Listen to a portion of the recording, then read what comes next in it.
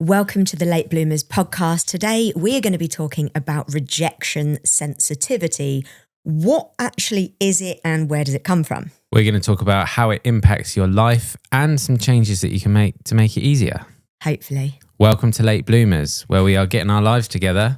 Eventually. Right, RSD, as it's more commonly known, isn't it? Is it a good time to say that I don't like the name RSD? Why not? It feels so clinical. Yeah. And it feels so complicated from what it actually is. Like I don't know, you can feel quite disconnected. Rejection sensitive dysphoria. Well, what do you actually mean by that? What would you call it then? Being able to just see anger everywhere and it making you feel a bit rubbish. It's a bit wordy though, isn't it? It's a bit wordy. I guess it's like when normal, neutral things can feel like deep personal rejection. How would you describe it if you had to rename it? It's really difficult to say it without like sounding like horrible because it's a sensitivity thing, isn't it? Yeah. Almost. Yeah. But I wouldn't want. I think if you're called sensitive, it's almost like an insult, isn't it? That's so true. It shouldn't be, because being sensitive is... Maybe just drop the dysphoria. Maybe just rejection sensitivity. RS. RS. Yeah. Yeah, that makes sense. And that makes, Just being a big softie. Yeah. A big confused softie. Yeah, I think so. Big confused softie disorder. Yeah. So let's talk about what it means for you then. Oh, Lord. What it means for me is often asking you if you're mad at me. I mean, how often do you think I do that? At least once a week, I'm going to think that you're mad at me. Easily once a week. You think it's more, do you? Easily once a week, yeah. But like, I think what's important to say, so quite often you'll say, are you mad at me? Something's wrong. And I won't be mad at you. But there's quite often something going on. Like I'm annoyed about something else, or I'm busy, or I'm focused, or something. Like it's not like out of nowhere. I'm not angry with you, but it's so you're like probably picking up on something like so micro and just applying that to you. Wow. That's actually so good to hear, because I think so often when people talk about this kind of topic, we're almost talking about it like a real thing doesn't exist. Like you're mad, you're making it up. So to actually hear, sometimes you might be a bit pissed off. Yeah. Even if it's a bit pissed off at me, but what it never is I don't love you anymore. Yeah. This is over. So for me, if I can pick up that you're a little bit annoyed with me or tired or upset with someone else, and you haven't verbalized it in a really clear way, I pick up on those little micro signals, and the story I tell is, I've done something horrendous, you're not telling me, and I'm in danger. It's a really old, quite sad programming, isn't it? Because I'm 40, I'm an adult, but the way it makes me feel is like I'm a little kid again. Yeah. It's really interesting. The one thing, and this is quite funny, but... Is it? The one thing where there isn't anything, that you're not picking up on anything, it's just the RSD, is if I say to you, I need to chat to you. Can we have a conversation? Which, by the way, I have to do because you've got ADHD. So if I don't like signpost I need to chat to you, it won't go in. You won't be listening. You'll carry on doing or scrolling your phone or whatever. So I have to say, can I talk to you? But what do you think is going to happen at that moment? I've done something wrong and something horrible is going to happen. And that happens every day with us, because you have to speak to me because you live with me and I'm your partner. And we work together. We work together. But it's every day. So it can be as simple as you're like, oh, babe, can I tell you something? And it's the last podcast episode did well, or do you want to go and get Five Guys for dinner? Or it can be something so simple and mundane. And I'm like, what? I can't tolerate the gap between can I tell you something, can I talk to you, and what it is. It's not even, I'll like call you out on that. It's not, even if there's not a gap, you can't tolerate it. The moment I say, can I talk to you? Yeah. You can visibly see it in your face. You're like, oh no, what have I done? Yeah, I'll What's sit up going and be on? like, yeah, sure. It's always the sense I've done something horrendous. I'm unable to remember what it is, and I need to give you 100% attention and show that I care, or else I don't know. Or else what? Would it be better if it is something bad, I don't say, can I talk to you? Just launch straight into it. Because then you know every time I say, can I talk to you, that it's not bad. Well, I would just like a tiny bit more context. So, can I talk to you about dinner plans? Yeah, okay. No problem. Can I talk to you about some cool stuff with the podcast? No problem. Can I talk to you about when you forgot that thing last week? Okay, but I know what's coming. Yeah. Because I know it's really silly, but it's just going to save me a load of time. And by the way, I'm working on it. I'm working really hard in therapy to like get better at tolerating and not always read every situation as rejection. However, small little things can help. One question I have got though, like if I was to say, oh, can I talk to you? You obviously immediately hate life. Like you think, oh, this is going to be bad. What about like you must have had people say to you in the past, either work or personally, like, can we have a chat tomorrow? Yes. Like what the hell happens there if you've got to wait a day? Like, That's the worst thing ever. If I can, I'd be like, do you mind telling me about what? Just to soothe the anxiety. But obviously if it was at work, you can't do it. So then you're just stewing in your own anxiety and dreadful fantasies for 24 hours. I honestly think like context is king when it comes to neurodivergent minds, when it comes to people that have maybe been through trauma or are sensitive in that way. The more context you can give, the better. Just signpost, is this good or bad? Because unfortunately, we are going to tend to read it as bad. There must be so many people with ADHD that are sitting there at work with their boss saying, I need to talk to you tomorrow. Apps like we're ruining days out here. That's horrible though, isn't it? I really don't love experiencing that my day could literally just be ruined by one text, one phone call, one look. It's you end up feeling like not in control of your own life, which is a bit rubbish. I remember, this was so embarrassing for me when I was speaking with my manager about music and we'd just started working with someone new, a guy called Dexter. Yeah. Obviously, you know Dexter, he's lovely. And Dexter had joined the team to kind of like run the label, my label, to help us out. And he was obviously giving Mark feedback and trying to come up with like loads Who's Mark? Mom, my manager. Yeah, Mark. I know. Sorry. And so he's giving Mark feedback and all this stuff he said, and it was all amazing. But one thing he said to Mark was, all the songs are really sad. I wonder what would happen if she wrote something a bit more upbeat. Yeah. Like perfectly valid, probably correct. So Mark says this to me on a call like it's nothing. He just had this thought. I thought it was interesting. And I start crying. And I can't control it. I'm like, oh my God, I'm on a call with my manager. We hadn't worked together that long. And I start crying. I'm like, but I love writing sad songs and they mean a lot to me. And I don't want to change that. I'm just crying. I'm thinking this guy's going to think I'm absolutely nuts. Poor old Mark was probably like, oh my God, I'm working with a total psycho. He's never said it again.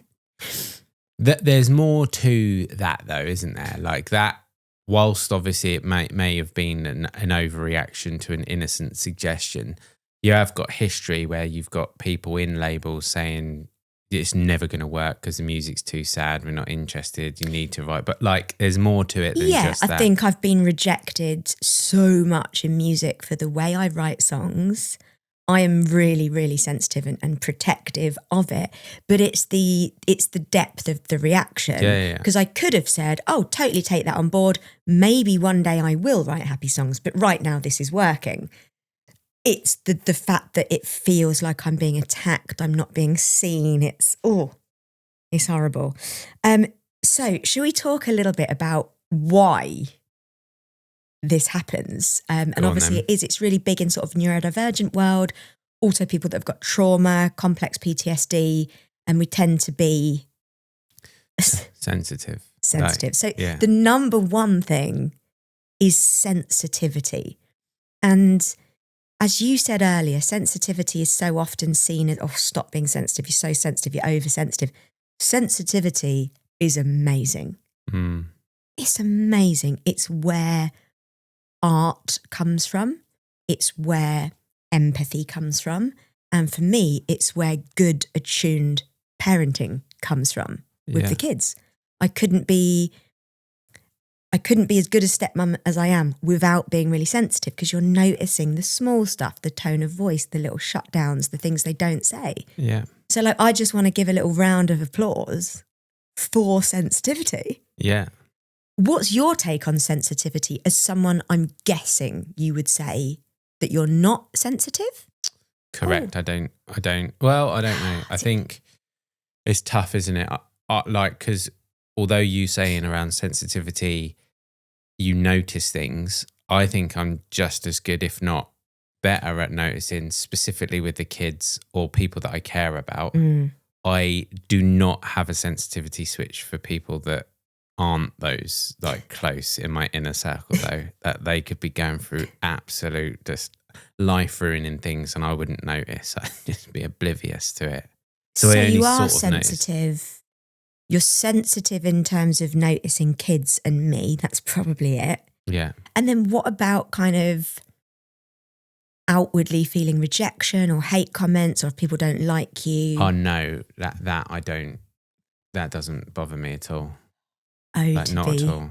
To be that free. So sensitivity can be an amazing thing. However, it's like it's gone a little bit wrong. We have this beautiful sensitivity, and then something happens and it sort of, it computes with like an error code. And unfortunately, that sensitivity turns against you and sees hatred and anger everywhere. Yeah. So that brings me on to the second thing, which, yes, always goes back to childhood.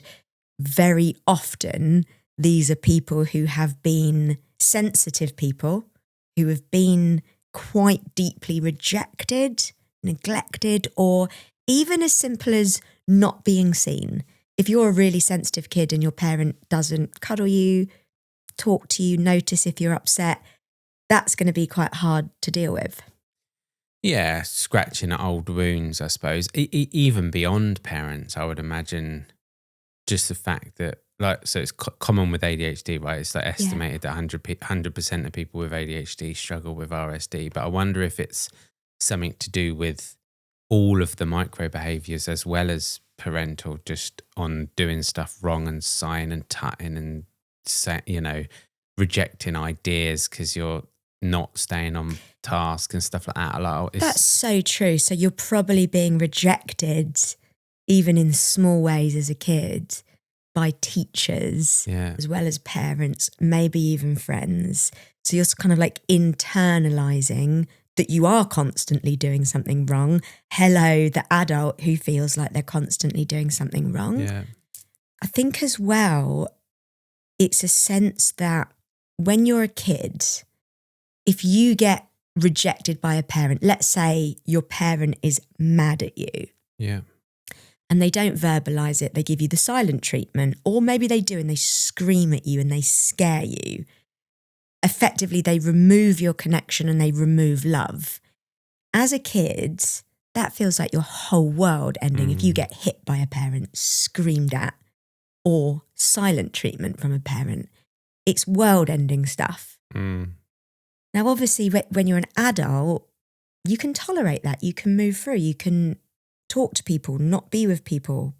But it's like those old echoes of it being world-ending come back up. So when you say you need to speak to me, it's like an old echo of how I used to feel as a kid, that like life is over, love is gone. And as human beings, like we need love to survive and community. So it's like deeply ingrained that like life is over and we're not safe. I would imagine your dad did do the whole, I need to talk to you, Roxanne, if you were in trouble as well. No, I would No? have been hit, Right. chased up the stairs, screamed at, spoken to really sternly, or ignored. Right. Okay. And that's probably like in a strange way, being ignored is almost the worst one because it's like you don't matter at all. Weirdly, I would have rather yeah. had some But kind it's of... it's the thing you can't handle, being ignored. Like if there's something going on and it's not spoke about, you physically can't handle it. No, Yeah. there you go. That's interesting, isn't it? So we've had, because we are sensitive, childhood dynamics. And then the third thing, which is interesting.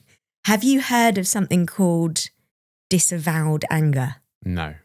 So a lot of people who are sensitive, or maybe who have ADHD or trauma and the rest, bring it on, may have a problem with expressing their own anger. Right. So for me, I find it very difficult to tell someone when I'm mad at them. Yeah. I find it very difficult to tolerate anger in my own body. So this is something that I've just been reading about. It's the type of therapy I'm doing, obviously, current hyperfocus, psychoanalytic therapy. Yeah. They call it disavowed anger. So if you can't tolerate anger in your own body, be angry, have healthy confrontation, that anger has to go somewhere. So you see it everywhere else. It's almost like you project it onto people around you. Wow.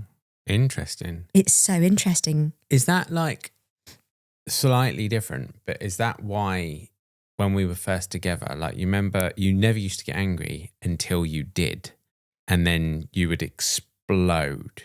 Is that anything to do with that? Yeah, like the guy in the petrol station. Yeah. Yeah. That's for another time or not. So yeah, you suppress it, you repress it, you effectively, for me, right? Being angry means destroying the relationship, Yeah. because that's the only expression of anger I saw when I was young. Anger either destroys the relationship or you say nothing and you just get on with it. That's the two options. Healthy confrontation was not part of my user manual. So I'm deeply scared of feeling angry because I feel like I'm going to ruin our relationship if I get angry. Wow. So it's repressed, it's suppressed. I'm the nicest person ever. I'll tolerate anything. Be mean, I'm here. But then something touches a trigger point or it's pushed you too far and I lose my shit. I've got to tell him now. I'm just going to quickly do it because I'll do it fine. quickly. Yeah. So this is Rox, people pleaser, never really hates conflict, doesn't really argue with anyone. We were in a petrol station. I've got an electric car. It was late at night. There wasn't a single car in the petrol station. So I just pulled up again next to a pump because we wanted some chocolate. Bearing in mind, no cars here. All of a sudden, we heard beep, beep when we were in the shop. Some angry guy with his arms folded was behind me. So when we went out, he was like, you shouldn't park there. You've got an electric car. I was like, mate, there's loads of pumps. Like, get over it. And he was like, no, you shouldn't be doing it, blah, blah, blah, blah, blah. All of a sudden, a trip flipped in Rox and you went like screaming at the top of your voice, how dare you talk to us like this? We've got a kid. Go to therapy, you angry little man. Like the loudest I've ever seen you. Like Lily was with us laughing. And thank God it didn't scare her because she had never seen me like that. There was something about, he was huge. He was really muscly. He was over 6 foot tall. Yeah. He was a skinhead. So he was using his size to sort of dominate and scare two people at that time with an 8-year-old little girl. And I wasn't in control at that moment. Something else took over and out came the side of me that don't. I mean, he went back into his car with his tail between his legs, didn't he? Thank God. By the way, it's really silly because I could have escalated the situation.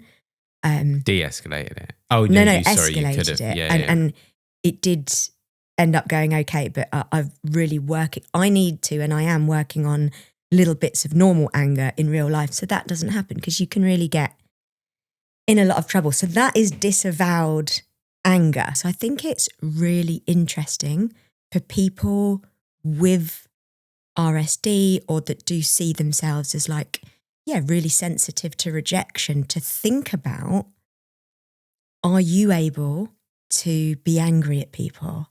Are you able to explain that? Are you able to have confrontation? Because actually that could, if you work on that in yourself, it's likely that the RSD might loosen its grip a little bit.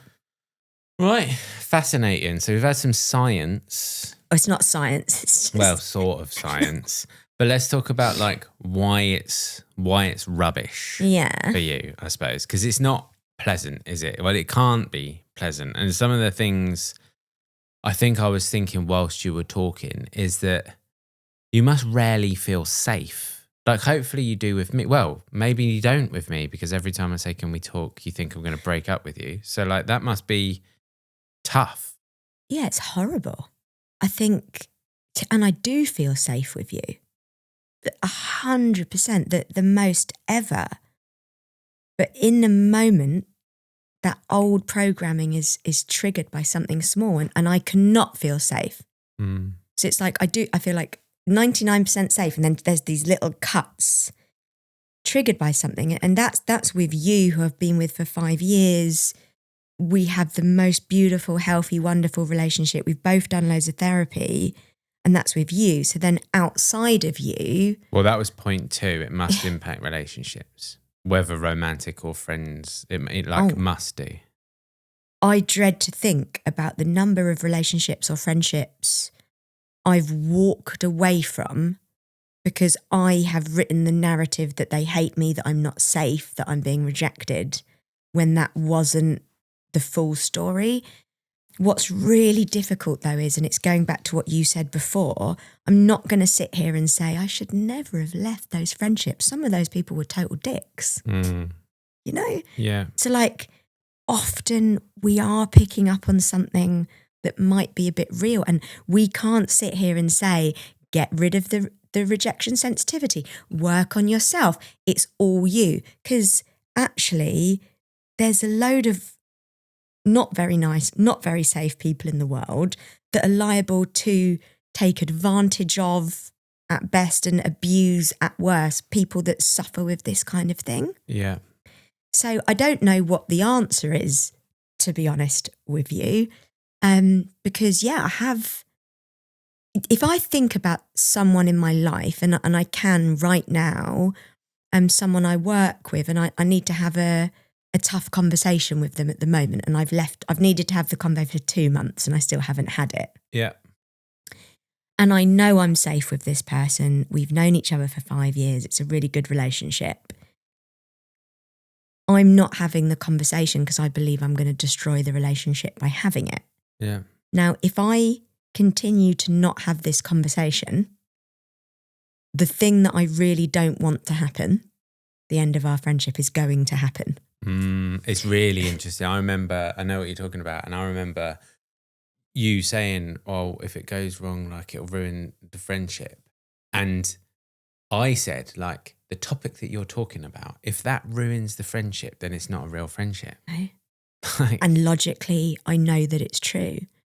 But that's where it can impact, because my fear of that conversation, my fear of upsetting this person, if I don't have that convo, I'm actually going to upset that person. Yeah. So that's where it can really, really get in the way. And it's just a lifelong thing of trying to get a bit better.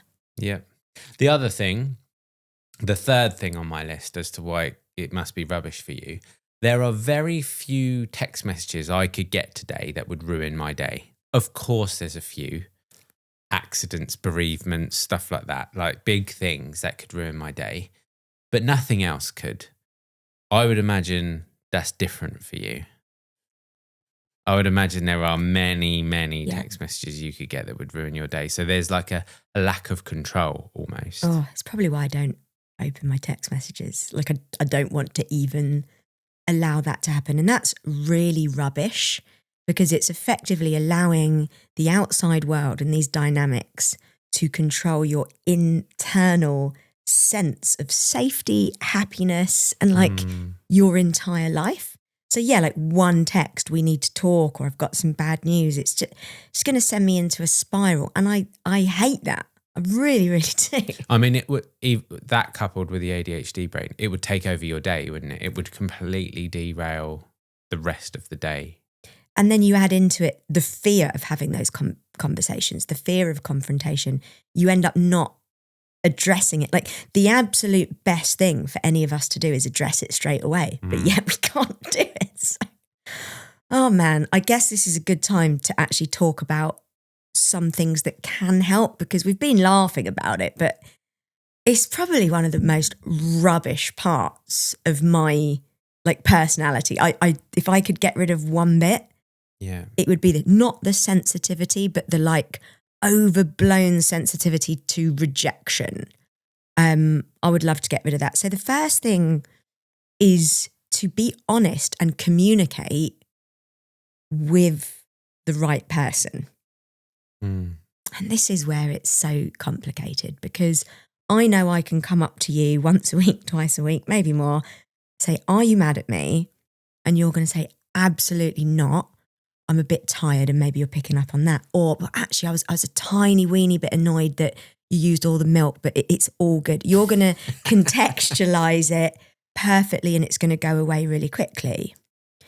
Not everybody has that, and not every relationship can tolerate that. If you go to someone that isn't emotionally mature and say, are you mad at me? Over and over again, they're probably going to end up mad at you, and then you're going to be feeling, oh, I was right. You've also got, I won't name drop, but there's a character that we both know very, very well, where you would say, you mad at me? And they would say no and continue with silent treatment and stuff like that. Like that's what you were talking about earlier around you're open to a bit of manipulation and abuse type thing. Because you believe what people say. So if you say you're mad at me and someone says no and continues silent treatment, shame, that is bordering on toxic, abusive, whatever. Like it's truly not okay. Like the truth is very, very important to certain people. So talking it through with safe people, and that's people that where you know they're really going to care about what you have to say. Yeah. And they're really going to try. I hope that you've got parents like that. If you don't, I hope that you've got a partner like that. If you don't, I hope that you've got a therapist like that. Like those people are out there. It's tough though, isn't it? Yeah, it's like tough. You talk about parents. I think about our generation and our parents. That generation, their go-to would be, "Don't be silly." Nothing like it wouldn't. Because this is a new thing, right? Like to hold space for something like this, it must be tough to feel like people are angry. Like it would just be dismissed, not even in a hurtful way. That's how they would think to deal with it. But yeah, it's easy to say that first point. 100%. I think all of these are going to be easy to say and hard to implement. So number 2 is tone checking, and this is really important for text message and emails, because we're reading it through the lens of rejection. So you read a text message and you'll add on to it a tone that you're reading in your own voice that makes it short, that makes it angry, and that makes it mean. It's a text message. You've got no idea. You're like an actor reading a script and the character you're reading is angry. So just read it again, but like, in a happy tone. In a happy tone. Can it be read in a happy tone? Because if it can, like, how do you know that's not how it was meant? This is so funny though, because every text or email that I send, people must look and be like, oh my God, he's angry with me. But it's even said in my tone, because I'm quite direct and straightforward. So like, I must be out here triggering people all the time, and I'm like, I don't mean to. I'm really sorry. I'm going to start having to use emojis more, I think, or something. You used to get me to tone check your emails to make sure they didn't come across as what society was called rude. We call it direct. Which they always so did. Be like, hi, do this please, bye. And I'd be like, hi, how are you? I'd add in like the smiley factor, but that's my stuff. So there's no right or wrong, but tone checking. Yeah, okay. And you can do that alone, or you can do that with someone. Very often I'll if I'm upset or angry or I think something's going on, I'll talk to you, and you're a bit of a sounding board for me. So have a sounding board as well. And then number 3, and again, it's difficult to recommend because it's a hard thing to find and it can be expensive, but it's long-term therapy. It's actually, I'm doing psychoanalytic at the moment. I'm 10 months in. It's incredibly helpful, although it's been incredibly hard as well, because I think we can trace this back to an entire lifetime of actually being rejected. Being able to go back to those moments, to accept them, to process them, to see them with adult eyes, to realise that you're not in danger anymore. It can do absolute wonders. Why do you look like you're about to laugh? I'm going to say, I didn't know you liked therapy. Is that... Sorry, I'm joking. No, I love therapy. But of course, there's ways to, even if you can't have access to a really great therapist, because it's a hard thing to do. Often insurance companies want you to have 10 sessions and not the really long-term explorative stuff. You can also do it with years of a really healthy, safe relationship. Yeah, like we've done so much processing.